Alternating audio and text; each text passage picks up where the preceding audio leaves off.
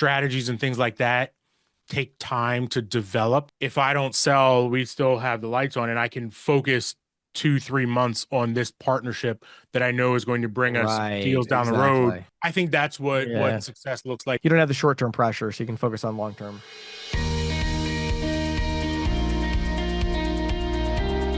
Hey everybody, welcome to another edition of the Merchant Sales Podcast. I've got a really awesome interview today. I think it's probably maybe the most authentic, genuine interview I've done, and it's with Jaron Rice, who's just a friend of mine in the industry, somebody that we've had on the podcast several times. He really just goes through his journey from individual agent to starting an ISO to realizing that actually there's maybe a better way and going back to more of that focused individual agent office. And just the transparency that he provides in the interview is really just gold. And so I really think this is such a good one for you to listen to today, not only to get insights into the payments industry, which we definitely talk about, and kind of, hearing about those changes from the actual feet on the street, the people who are working directly with merchants. But also, I think for those of you that are merchant sales professionals or ISOs and really evaluating, what are you doing? Why are you taking on this level of operation versus partnering? Should you be an ISO that's registered? Should you not? Should you be a retail ISO? Thinking through all of those intricacies and just kind of business in general. One of the best interviews I've done on here, and nothing that I did, but just Jaron's ability and willingness to share. Also, after this, we have Patty Murphy sharing update on Today in Payments on all the things that are happening. A lot of really interesting things. We talk about crypto a little bit. The new stablecoin Visa cards are really taking off like a rocket ship. So we talk about that and a few other stories. I also want to make sure I mention our sponsor of this podcast, which is Nativia. If you want to head over to conference.nativia.com, that is the business conference that they have going. So coming up on February 24th through the 26th in Miami. It's at the Hard Rock Hotel. Just an awesome facility, an awesome venue. It's going to be a great event if you want to network and understand the payments industry a bit better. Vlad and his team at Nativia always put on a fantastic conference. So I'd really encourage you to check it out. Again, go to conference.nativia.com. Again, warm up in beautiful, sunny Miami, Florida, February 24th through the 26th. And that's going to be down in Hollywood, Florida. Again, February 24th through the 26th. So go to conference.nativia.com to check it out. With that being said, let's dive into today's episode. Hey, everybody. I'm here today with my good friend, Jaron Rice, who is the CEO at Magathy Payments. How you doing today, Jaron? Pretty good, pretty good. How are you? We're doing fantastic. So, Jaron, you made a post in the Facebook group and CC Sales Pro community a little while back talking about some of the challenges of going from agent to ISO and then making the decision of like, man, what level of scale do I want? So we're going to dig into all that today. But before we do that, Jaron, maybe you could give our audience a little context into like what you do. So tell us a little bit about like, how long you've been in this industry, and maybe give us that quick timeline, high level of like, individual agents, starting Magathy Payments. Kind of give us a little bit of that if you would. Yeah, so I've been in the industry a little over 11 years now. Started the company in September of 2014, um, a month after our bankruptcy was discharged. And so it was a fresh start in all different Yeah. directions. And I started out as an agent office underneath another ISO and did that for about 7 years, 7 years and some change. And then through some really funky circumstances that God kind of worked out to our benefit, we were in a position where we had been released from our exclusive agreement and I could basically register wherever I wanted and registered with Elevon. And that was completed on February 22nd of 2022, which is funny because I bought that phone number locally, 443-222-2022, because it's easy to remember and the date kind of Means holds something. some significance. Yeah. So I've been registered for almost 4 years now, and in some ways it's very similar to being an agent, and in other ways it's vastly different. And so I knowing what I know now, we can kind of get into the details. I would absolutely still register because I love having that sort of control of the book and not having to worry about somebody above me doing something weird kind of thing. Right. Um, but I would definitely take a different approach as it relates to building a team. Sure. Well, let's get into it. What is different about it? What's different about once you register, how is that different from being an individual agent? So when you are an agent, a lot of times your primary focus, at least initially, is, the split, right? Like, well, Hmm. this company's going to give me 70%, and this company's going to give me 80%. But you said something before that I always use when I've talked to agents, the question becomes 70% of what, right? Because Hmm. at the end of the day, I would rather have a lower split of an account that's going to stick much longer, that has lower attrition, and has better buy rates than a higher split on a company that doesn't have a great reputation for keeping merchants, and then knowing that your Schedule A is padded with all sorts of junk and nonsense, right? And so you don't know all that goes into that. And it's, when I registered, I was 7+ years in and had a lot of industry experience. But when I was the principal and the portfolio was mine, and I'm working in the back office at Elevon, I then realized immediately how the ISO that we were working with was playing with the numbers, and our buy rates and things like that, right? And so it wasn't just, you know, a situation where the book had gotten sold from underneath us right at the end.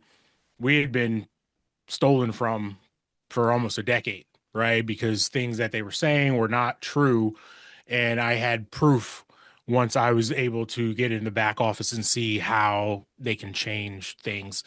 Right. Um, and that's so when you're an agent, those are things that you're not necessarily thinking about, but you should think about. And then when you're on the opposite side of the table, um, as much as you want to have productive functioning agents that you can offer good competitive splits to, you also have to put a value on your time, right? Right. Because I've been in situations where I'm paying agents 80% of the revenue, and it's almost like a referral partnership agreement because what they sold wasn't actually what it was. And then we had to get on the phone with the merchant and Clean it go up. over things with them and go over pricing with them and basically resell the entire deal. And I'm looking at it from the standpoint of like, yeah, I appreciate that this deal was brought to us, but I've had to work less for referral partners that have brought me deals where I'm paying them 10%. Right.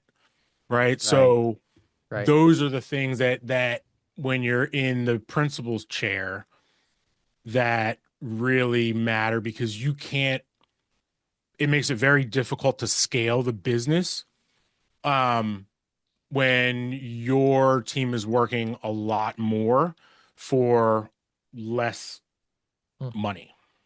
Yeah, it's interesting, John. This has been a you haven't heard because like the two episodes that are going to come before this are recorded but not out yet at the time of this recording. And there's been kind of this common theme of talking about these challenges with the 1099 agent model, where in this new world of like integrated payments and virtual terminals and vertical solutions, et cetera, um, some of these business models, it's like, man, do they have a future, right? So is it possible to go out there and say, hey, we're going to give 80% or whatever, and then understanding the amount of work and energy and effort that's going to go into like making this deal happen, getting them onboarded and the work associated.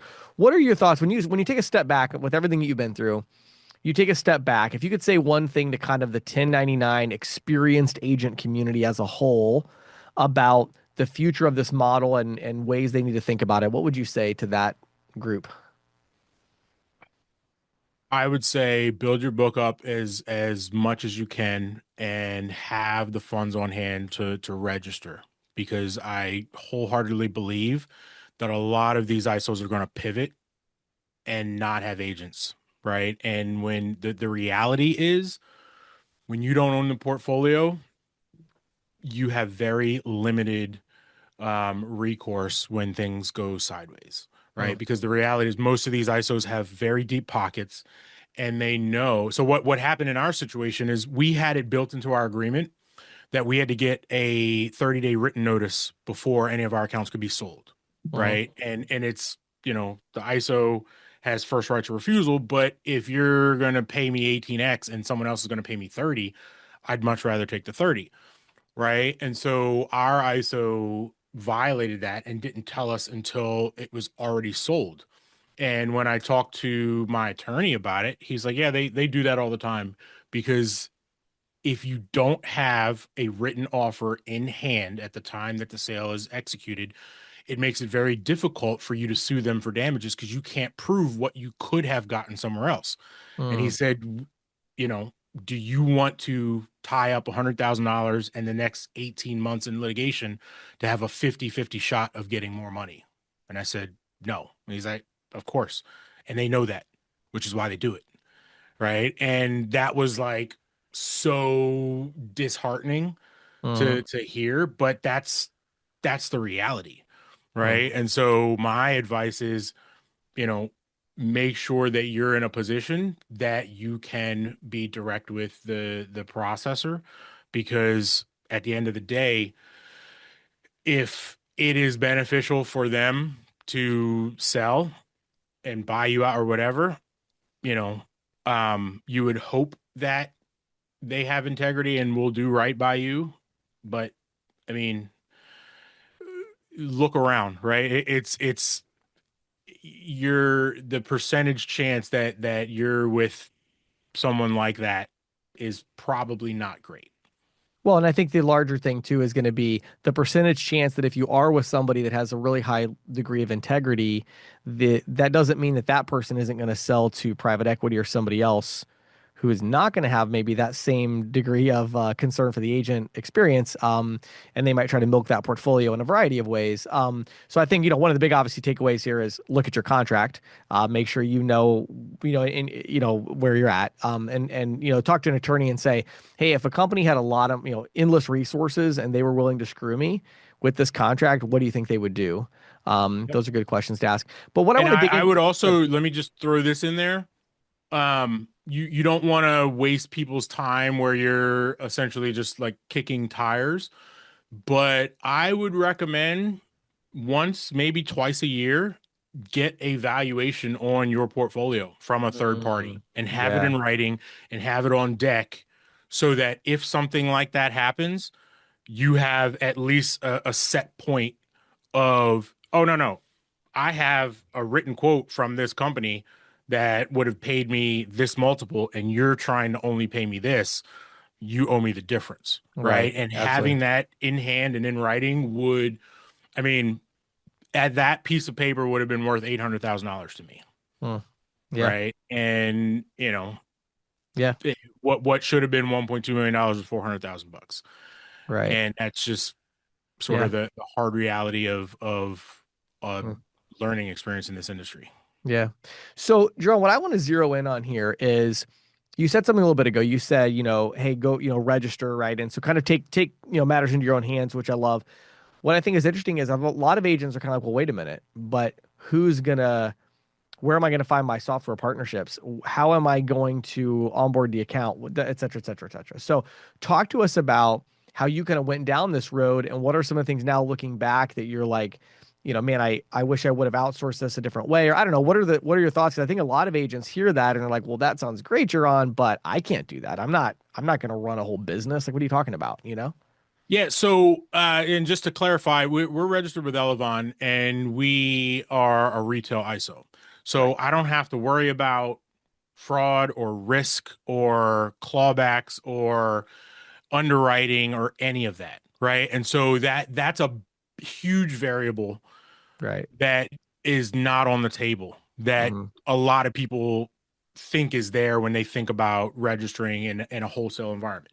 Now, when it comes to pricing, you know, I my pricing is probably a penny more, a penny and a half more than it would be on a wholesale deal, but Totally I'm worth it. selling by myself. I'm not doing enough volume in transactions where that penny would justify all of the added costs of Right. having underwriters and having reserves for risk and all that stuff.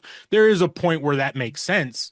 Mm-hmm. Um, I could replicate my own production 5 times over and sell for the next 10 years and not reach a point where that makes sense for Right. us.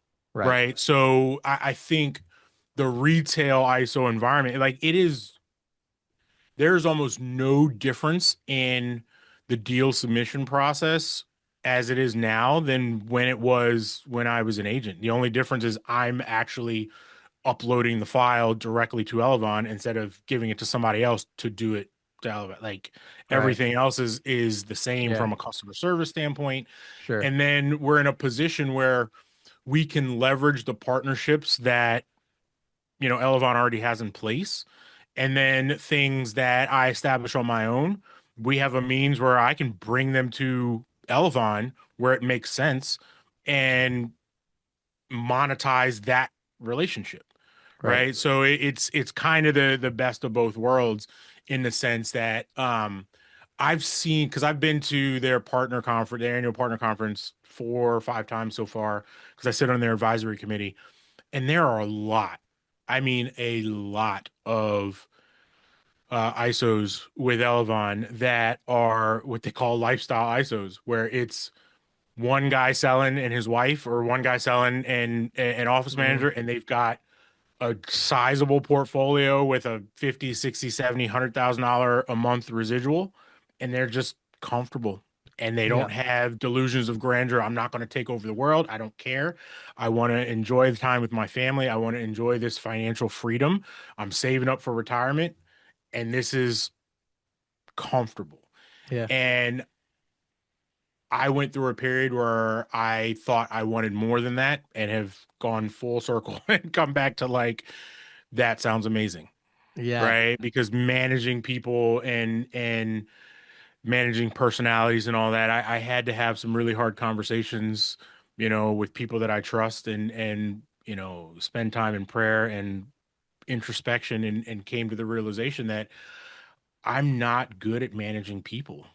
And I'm really good at closing deals and I'm Mm. really good at building relationships. And, the example that I use, and this is come off as arrogant, so please give me some grace here, but there's an old saying that there's a reason why generational talents when it comes to athletes typically don't make good coaches, right? There's a reason why Michael Jordan's not a coach. Mhm. There's a reason why Kobe Bryant wasn't a good coach. And I think part of that is they performed at such a high level that they have standards that 99% of people can't meet. Mhm. Right. And I found that that was sort of my approach in sales because I couldn't understand why, after all training and all sorts of things, that people couldn't sort of Mhm. perform. Because I'm very formulaic in, I've got a script, I've got a process, do this, this, this, this, and this, and it works. Right. Right. Right. Um, And then when and I, people when people give you like 30% of the commitment level that you have and you have to settle for, you know, 20 as a result, they're not quite as talented either, so you have to settle for 20% of the result that you're expecting. right. It's And it's that's difficult. that's ultimately sort of what it comes down to because I would meet agents that would see where I'm at 10 years in, who've been in for 10 weeks and want to be here tomorrow. And I'm like, that Right. it doesn't work like you have to, this level of excitement and drive and commitment, you have to do this for years. Right. Right. And just I am not a great motivator in that sense. And I'm not a rah-rah guy. I don't like, Mhm. people go to these sales conferences and they're ready to run through brick wall. That's not me. Like I'm just, you know, Yeah. I know it needs to be done. I'm not flashy about it, but I close deals. And that's really hard to motivate somebody else to do it when it's like, for me, failure is not an option. I quit my full-time job when I had a $600 residual and my wife just gave birth to our third kid in 33 months. Right. So I knew I have to sell 12 deals this month with a setup fee or we're not going to pay the mortgage. Right. And that was my Right. reality and I got it done. Right. And it just I've got people, I've seen people that, agents that come to us in similar financial situations where things are not great and things are behind and it's like, okay, what's your plan for today? It's like, oh, well, I'm gonna go do this and this, and then I'm gonna do some prospecting in the afternoon. I'm like, bro, you're broke, right? Like Right. like this needs to be priority number one. And it just, you Yeah. know, Yeah. it's hard. It is hard. It is hard. Yeah. So, okay, I want to ask you one other question here. And again, a little jumped around a little bit, but what about the software side of it? So, if memory serves, I think you primarily, and I don't know if you're still doing this, but you were primarily doing like NMI, kind of virtual terminal, a lot of card not present. So, a relatively simplistic software experience there, right? It wasn't. And so is that still kind of the focus for you? Have you explored kind of more, vertical specific, more complex software? Like where are you at in this whole software situation? What are your thoughts? Yeah, so we've got from a gateway standpoint, NMI is the primary one.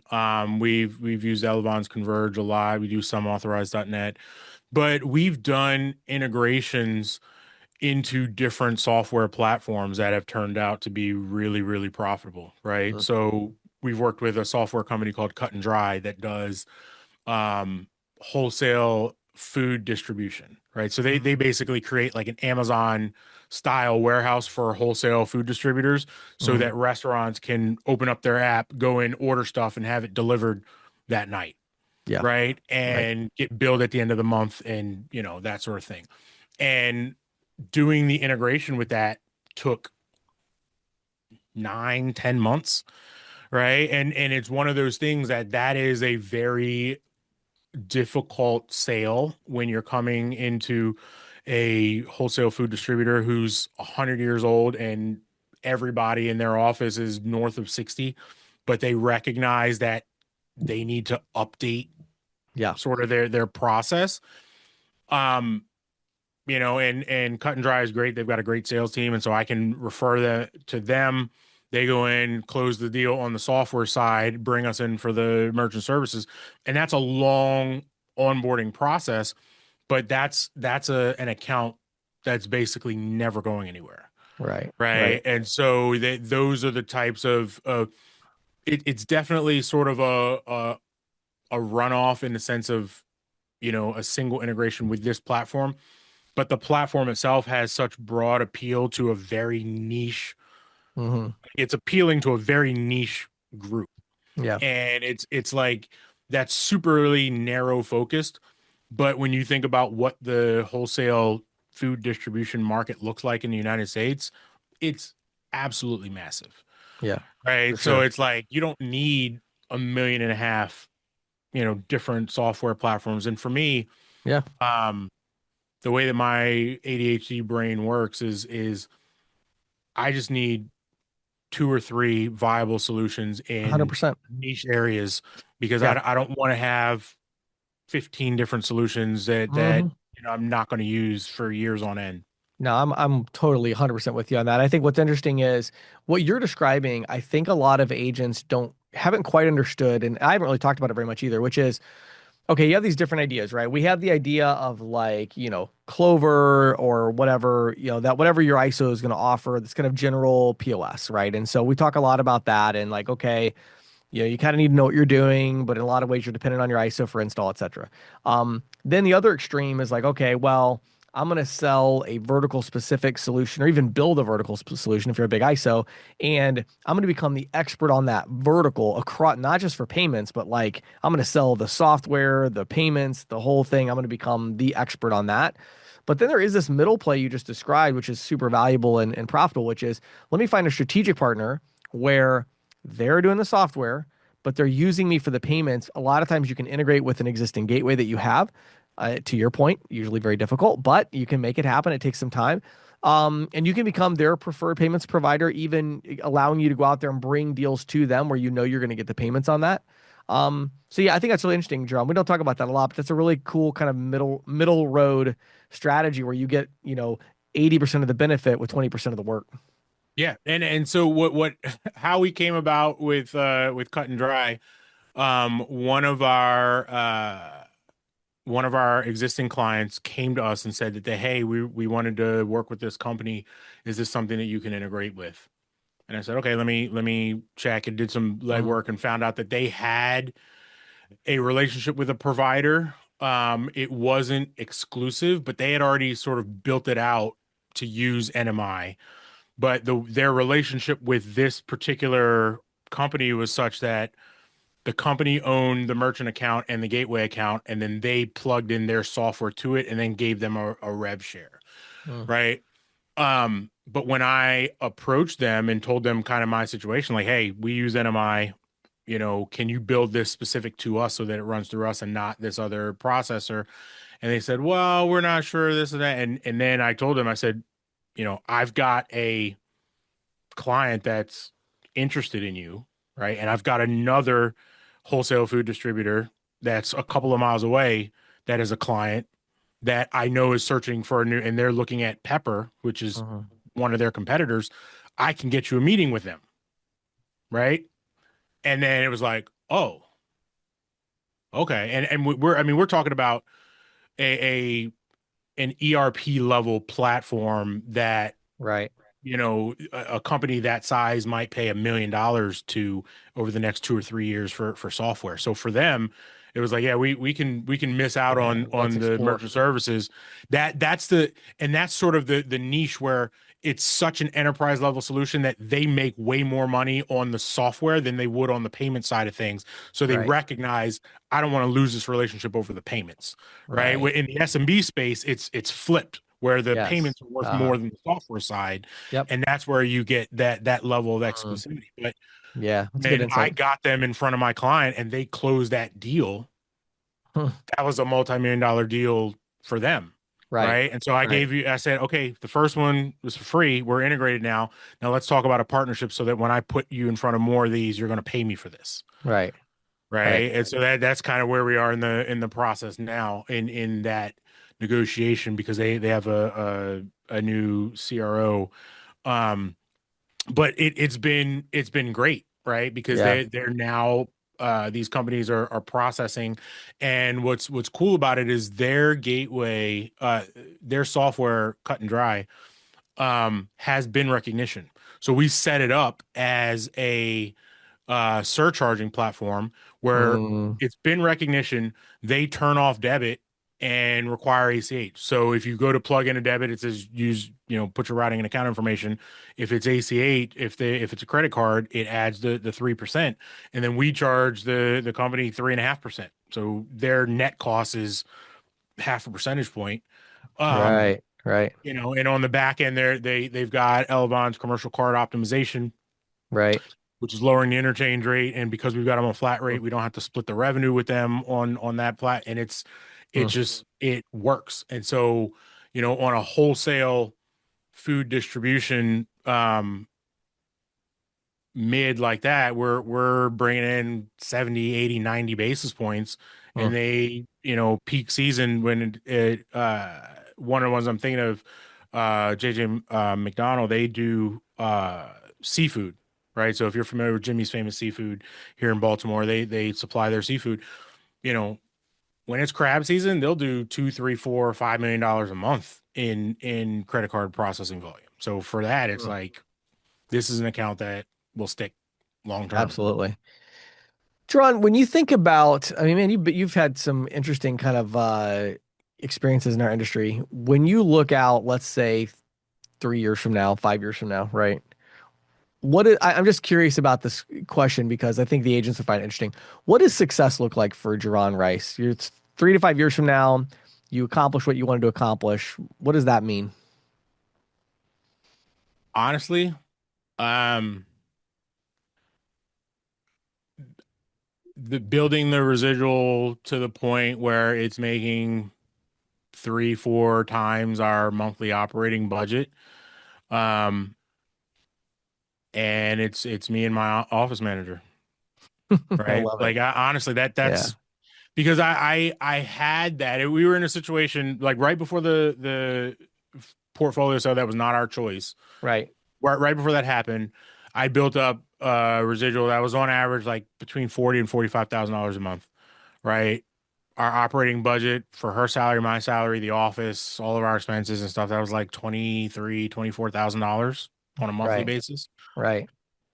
And it was a very comfortable place to be. And I came into the office on January 4th of 2022 to an email that said, "Hey, we sold all your stuff. Here's $400,000. Thank you for your service."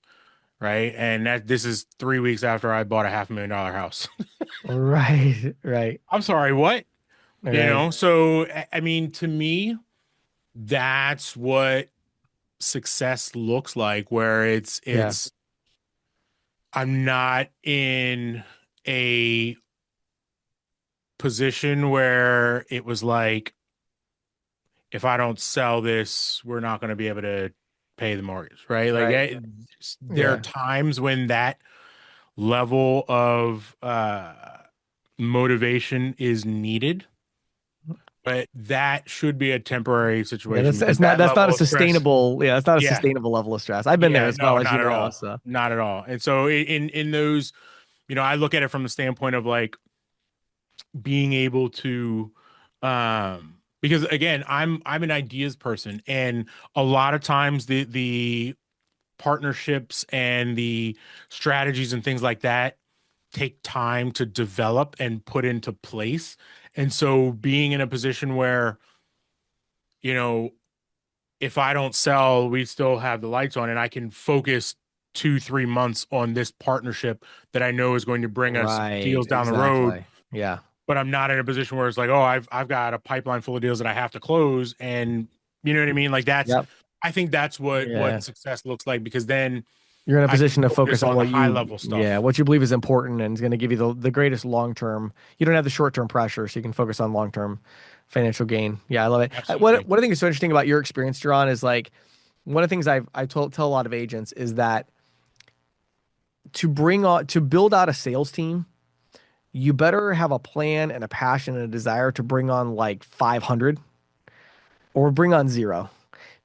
Because again, the problem is it's like if you bring on, like you just said, you bring on 5 agents, well, they're gonna sell about the same as what you're selling, Right. but you're gonna have 5 agents. Right. You know And what I I mean? think that It's like, that's what's tricky. And so I think if you sort of take the approach of like, I'm not searching for them, I'm going to let them find me, and if it works, it works, but I'm not yeah, stressing over it, kind of thing. right.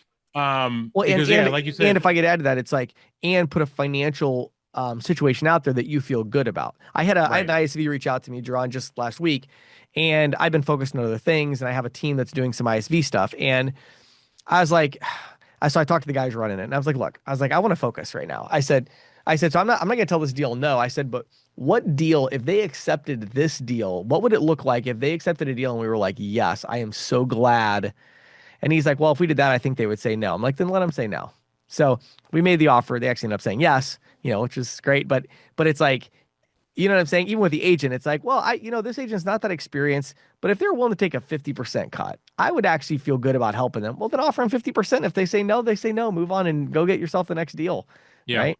Yeah. No, that's the thing, because what you said just hit it on the head, where it's like, if I brought on, like, realistically, it would take probably 10 to 15 inexperienced agents to replicate my production, but that would run me ragged from a Right. time standpoint, trying to get them trained and up to, Right.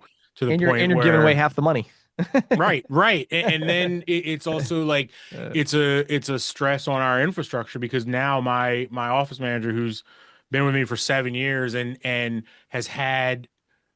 the has gotten used to submitting my deals, which I'm right. super detail oriented, and Right. my Right. files are complete, and like, she can read my notes and knows what I'm thinking, all this stuff. Now she's submitting deals from new agents that are incomplete, that is missing information. And so Yep. she's stressed out and frustrated, because it was Yep. like, hey, this used to be easy. Now this one is hard and it's taking up a lot of my time, which is pulling me away from X, Y, and Z.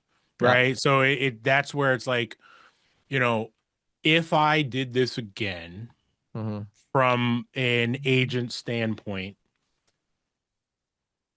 we would need to be in a position financially where I could comfortably afford the salary and commission of a sales trainer Right. who's going to be the recruiter trainer person, Exactly. right? Where they would basically be a buffer between myself and the Hmm. agents, where their full-time job is Yep. getting them up Absolutely. and running and trained. Like I cannot do that myself. Right. And again, it just goes back to like, what are you trying to build? It's like if your definition of success is like, yeah, I want to have all I like for me personally, you're like my definition of success is more if you asked me like James, what does it look like in 3 years? It's like, oh, well, I've got, I go from about 60 employees right now to like, 500. And it's like, to me, it's like I want to come in, I love the meetings, I love the delegation, I love working through all that because I'm trying to build something gigantic.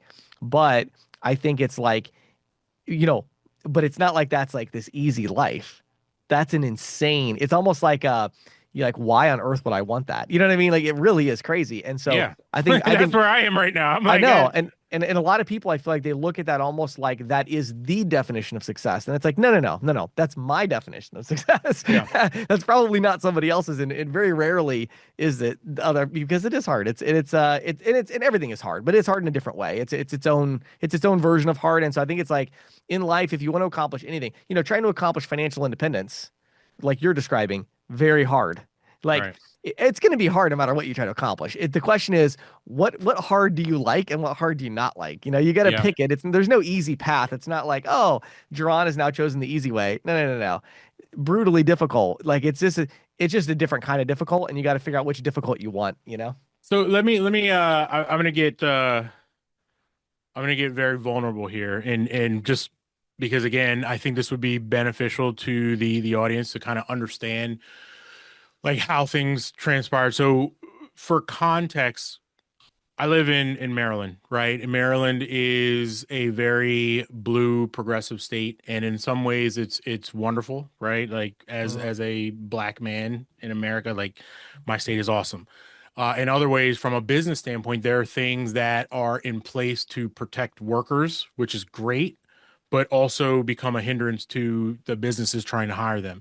Sure. And so one of the things in Maryland that rules that we have that other states typically don't is I can't hire a 1099 agent here in Maryland and have them be exclusive and stick to my pricing schedule.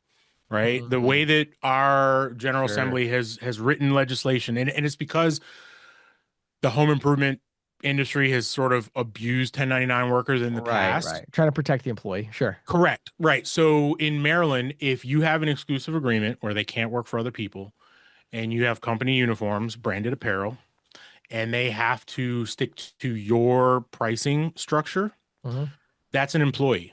That's Right, not a 1099. right. And so, right out of the gate, I'm at a competitive disadvantage, financially speaking, because we have a $16.50 and at $16.50 an hour minimum wage on hourly. And if it's salary, it's $47,000, right? Which, if you're a worker here in Maryland, that's awesome. If you're a Right. business owner, not so much, right? And Yeah. so I say all that for context because after the portfolio sale that we were forced into and we got registered with Elevon, and I'm sitting there and I've got $400,000 in my pocket. You and I had a consultation at one point then because I was thinking about investing in a software platform and Oh, that's right. thankfully I you forgot you about that. talked me out of it.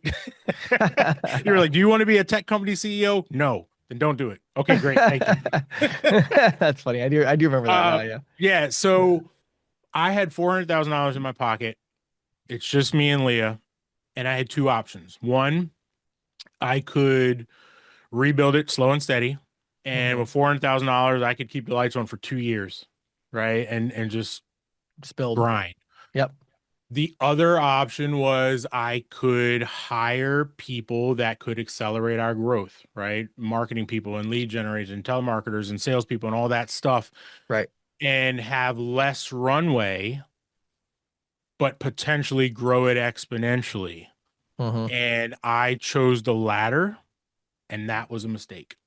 Hmm. Right. And so what happened was I found myself in the unenviable situation of being in a position where our bottom line and our labor costs quadrupled basically overnight, Mm-hmm. but the production did not.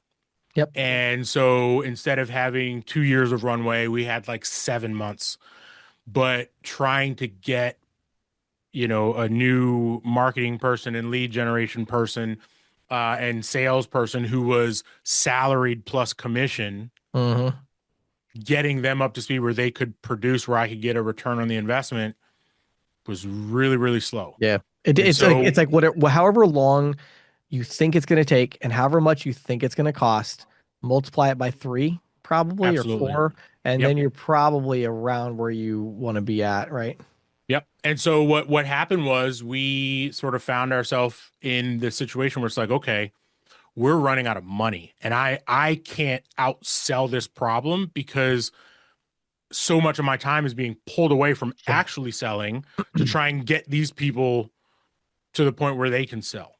And, you know, for the better part of 3 years, I was in this cycle of I've got cash on hand, I've got this much runway. Oh crap, I'm running out of money. Let me sell a chunk of the portfolio. Okay, we bought ourselves another 8 months. Right. Oh crap, we're running out of money. Sell it. Okay, we bought ourselves. And then eventually it was just like, this is insane, Yeah. right? I 100%. can't do this.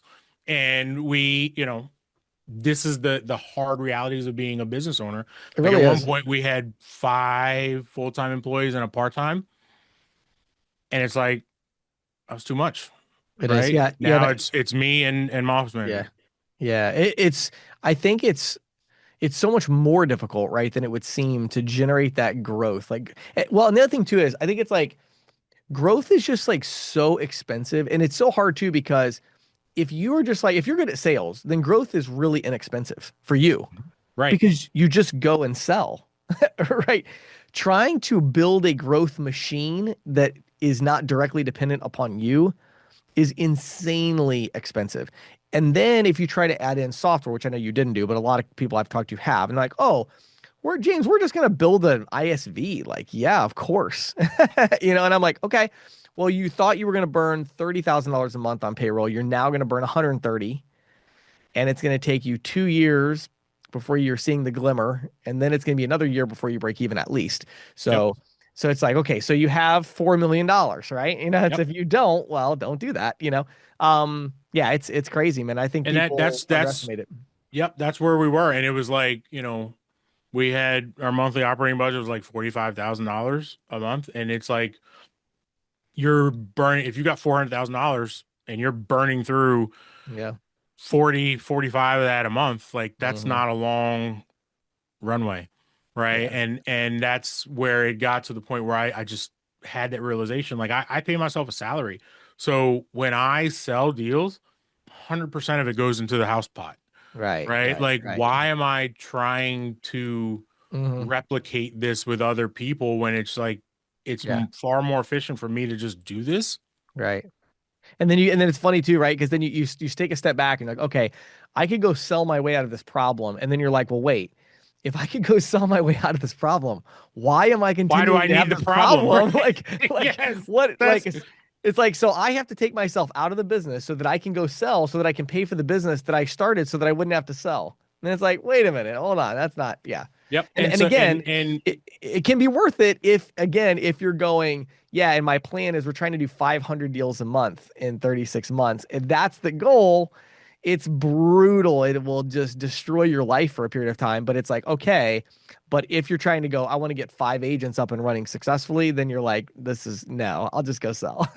and I think that's, I am in many cases and in most instances, I'm very confident and I'm very self-assured, Yeah. right? But part of my ADHD brain is sometimes I suffer from imposter syndrome Mm, and being in a position where when we got registered, and I didn't know this at the time, when we got yeah. registered, we were only like the seventh black-owned ISO in the US, like in the entire United States, It's crazy. right? 1,400 ISOs, Right. we're the seventh black one.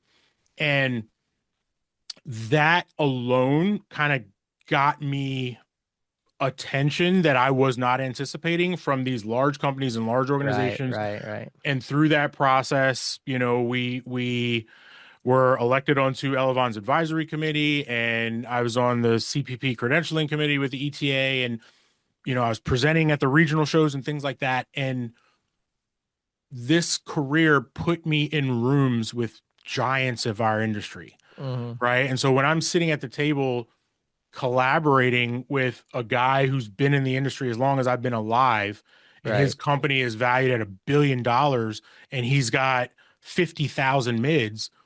Like, I look over at him and I'm like, I shouldn't even, why does he want to hear from me? I shouldn't right, even be right, in this right. room. Right. And so my own head trash was sort of that hmm motivating factor of why I felt I had to build something big really Yeah, quick, sure. because it was like, if these people only know, if they found out that I only had 250 mids Right, and, right. Yeah, my portfolio is this, they're going to tell me I don't belong yeah, in this room. right. Right. And that was just my own Yeah. Well, I think head it's trash that caused me to make those decisions. Yeah, I think like self-awareness is such a huge part of confidence, because I think it's like without self-awareness, it's easy to have arrogance rather than confidence. Hmm. And so to me, it's like having that self-awareness of saying, this is who I am. These are my strengths. This is what my definition of success looks like. So I'm just going to go ahead and accomplish that.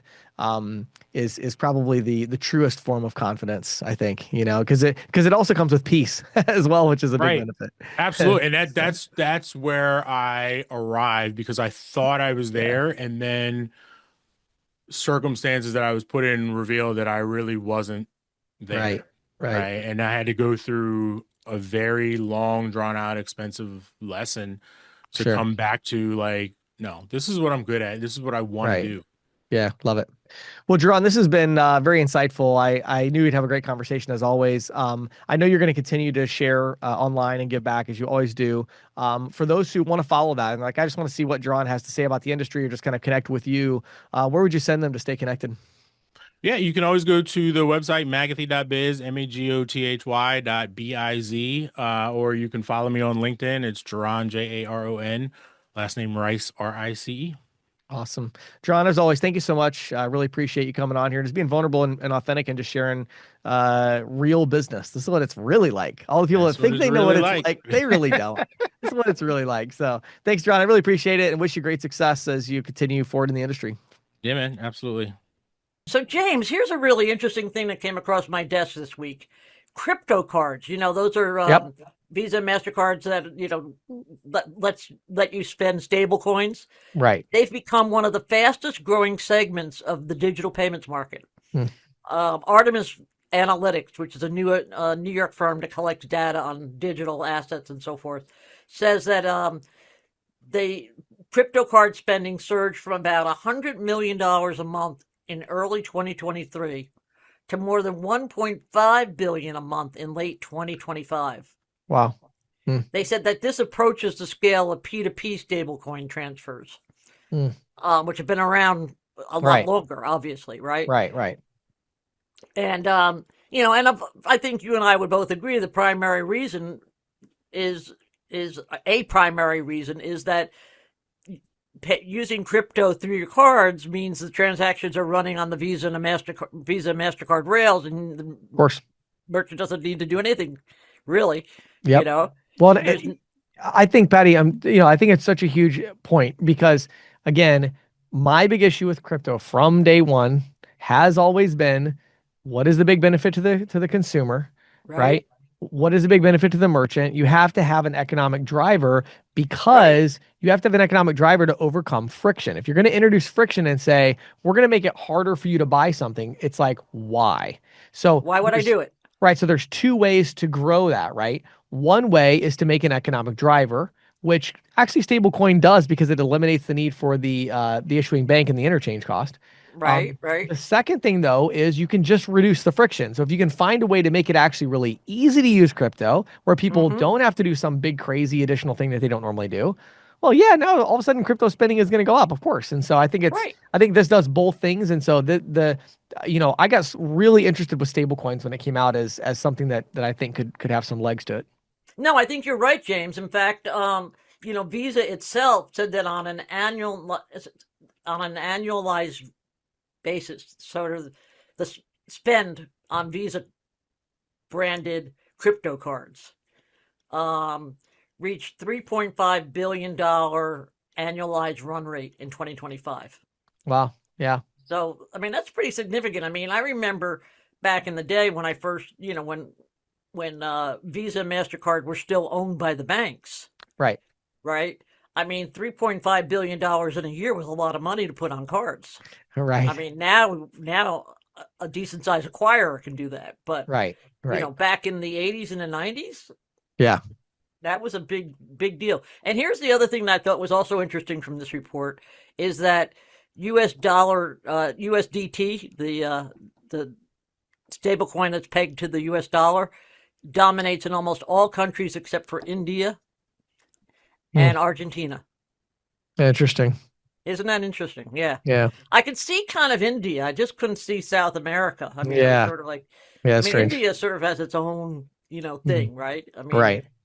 it Yeah. it, it has, it had a P2P network that Well, was, who knows? Maybe, yeah, maybe 2026 will be the year that we kind of the breakout year for crypto, and we see a way for crypto to actually go mainstream and on Main Street, and maybe that will be stablecoins running over the Visa Mastercard rails. I think that that's a really good prediction. We should have done that. Next year, we're going to have to do a prediction thing. Yeah, yeah, we didn't do our 2026 predictions yet. We may still pull them off. We'll see. We can still pull it off. We Yeah, should try that. I think yeah, that'd be really worthwhile. yeah. So, okay, next up, ETA, Electronic Transactions Association, just released results of a study that was based chock full of data that Hmm. came out of the U.S. Bureau of Economic Analysis. And I wanted to just, share some highlights with our listeners. Digital payments exceeded 300 in 2024. Although this report was just released this week, excuse me, it's all based on 2024 data, so I think they Right, meant for it to come out late last right. Of year. course, yeah. You know, so digital payments exceeded $350 billion in U.S. economic output, Hmm. and it provided the payments industry provided 556,600 full and part-time jobs in Mm. 2024. Okay. This was the one that I thought was really interesting. Direct labor income per job in the payments sector was 165K in 2024, which is more than double the U.S. average of 78K. Wow. That's pretty significant. Yeah. So it's a good industry to be in. It's a great industry to. It just shows it's a great industry to be in any economic, and whether Right. Right. whether the economy is going up or down. Yeah, for sure. Um, and here was one other, which is not as compelling a figure, but it was interesting, is the payments industry directly contributed $148 billion to U.S. GDP. Mm. Now, of course, that's a fraction, like a 0.5% of total GDP, which was just over 29 trillion in Hmm. 2024. But when you add items in such as operational and capital investment effects, Hmm. the impact is boosted to 1.2% of national GDP for the year. Yeah, and I think what's important there, Patty, too, is I think, and again, that's 2024 data. I think when you Right. look at 2025 and as we go into 2026, the real Hmm. question here is how much is payments driving fintech? How much is payments driving embedded finance? How much is it driving SaaS and vertical SaaS? Right. So I Right. think if you look at those adjacent industries that are heavily impacted by the payments ecosystem, the payments business models, the payments Right. distribution channels, I think there's even an argument to be made that there's even a much larger impact. Oh, I agree. I think you're only looking at direct payments in, input here, not at Right, the, ancillary things. And right. I think when you start looking at those, you know, I mean, I remember one time talking to a friend of mine who's an investment advisor, and I said, you can never go wrong betting on an established payments company Yeah. because people always are going to be making payments no matter where the economy is going. Yep. Absolutely. Yeah, Mm. Visa, like I was reading today that Visa and MasterCard stock took a little bit of a hit after the president, came Yeah, down of on course. the APR for credit cards. Mhm. But for starters, as you and I both know, Visa and MasterCard have nothing to do with that. No, that has no impact whatsoever. Yeah. And in fact, this one article I was reading was like this guy was acting like he was surprised. It's like they've rebounded already. Well, of course they've rebounded already Well, and the because funny thing about it is, if you think about it, it actually should have shot up because you would say, yeah, if you're an issuing bank, that should get a hit. But it's if that actually happened, right? People would use cards a lot more, right. which would Of help course Visa they and would. MasterCard. Right. So Of course actually, they that would. move should have, if people understood what the move meant, it should have taken a leap. But I guess Yeah. maybe the other thing is, I guess the negative would be if you looked at it and said the Credit Card Competition Act and kind of the disruption of that. But again, even that really is focused more on interchange, not card brand fees. So Right. Exactly. Exactly. So yeah, I just it's interesting. A lot of times, and most of the time, and I'm sure you run into it too. People that I know in my private life who have absolutely no understanding of how right, this business works. right. And I often tell them, we're the this is the grease that keeps the wheels of commerce moving. Right. Yeah. You talk about, it's like impact on GDP. It's like what percentage of GDP ran over a card? What, Right? 35%? I don't know. It's a much bigger number. So, Yeah, sure, exactly. Well, speaking of GDP, Visa just released its global economic outlook for 2026. It's forecasting 2.7% growth this year. hmm, Now, Visa's chief economist, Wayne Best, said, quote, what appears to be an average year is actually a period of profound economic transformation. Consumer spending remains solid, providing a stable foundation while business investment accelerates to drive the next phase of expansion. The hmm, economy is being fundamentally rebuilt by AI, he said, with new trade patterns and digital innovation. In fact, the research shows that small businesses are going to drive AI adoption this year. That AI integrating firms are showing significantly higher transaction growth. hmm. And two other highlights from that report: consumer spend is expected to remain resilient, growing at 2.4%, which is about in Yeah. line with inflation, and a shift from consumer-led to investment-led growth is expected to support growth in commercial payments. Wow. I mean, Hmm. that's something you and I have talked a lot about. It's Yep. the commercial payment movement to cards. And I think another thing that's interesting, and I'm actually just started researching this today, and we'll hopefully have something in a week or two for our listeners, is the Fed is reconsidering its role in the check system. Really? The last big revitalization or revision, shall we say, was the Check 21 Act, which led way to Right. things like mobile deposit, right? Right. Right. But that was 25 years ago. Yep. Right. And the technology that the Fed has is antiquated. So they're saying, Sure. they just put out a request for information asking people, you know, are you willing to pay for us to upgrade the equipment, or Right. are you more, can you move to digital, which would be more efficient and actually Right. cost you less money in the long run? Yeah, for sure. Yeah. So Interesting. I I thought that was interesting. Yeah. So I'll have some more on that after. It's one of those documents that's about this thick, Yeah. Yeah. with tons of footnotes. So I'm trying to really pour over it. Okay, finally, Americans appear to be of two minds when it comes to money, specifically the form factors that support their spending. Right. 2 in 5 Americans, in a recent survey, adults, American adults, said that cash feels more, quote, real than does digital money. Yet Mm. in practice, 1 in 5 say they use cash only a few times a year, and Right. 18% say they use it daily. Mm. Now, the average person, here's this is the survey was done by a company called Empower, which is a financial planning and investment firm, headquartered in Colorado, I believe. So they found that the average person holds between $51 and $100 in their physical wallets, except Gen X. That's the only generation that carries more, which I think this is really interesting because you and I talk about this all the time. Because you're kind of closer to Gen X, far closer than Right. I am. Right. And I'm probably in that closer to that $100 range. Right. But Gen X is the only generation that carries more, averaging between $101 and $200 at a time. Really? Nearly half of people said that they use physical money for tips, Yeah. and a third say they use it in cash discounting situations when to get the discount for paying with cash. Really? That Yeah, wait, that's interesting. So hold on. So this study actually did find that consumers are starting to potentially change behavior a bit because of cash discounting.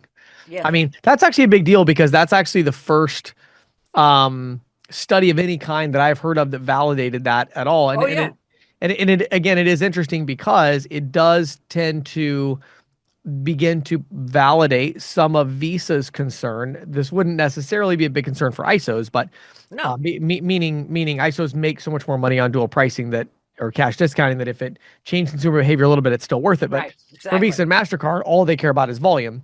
So right, if reports start to come out like that, where it's like, hey, customers are a little bit more likely to, use cash in a cash discount situation, well, if it moves the needle 2% for Visa, that's a big deal because they're only projecting what sure. 2.4% growth in volume year over year. Well, if this is a 2% swing, that's a big problem. So that is interesting. Well, it's more something they should be concerned about than the Credit Card Competition Act Right, right. or Yeah, or right. the It or the cap is. on APRs.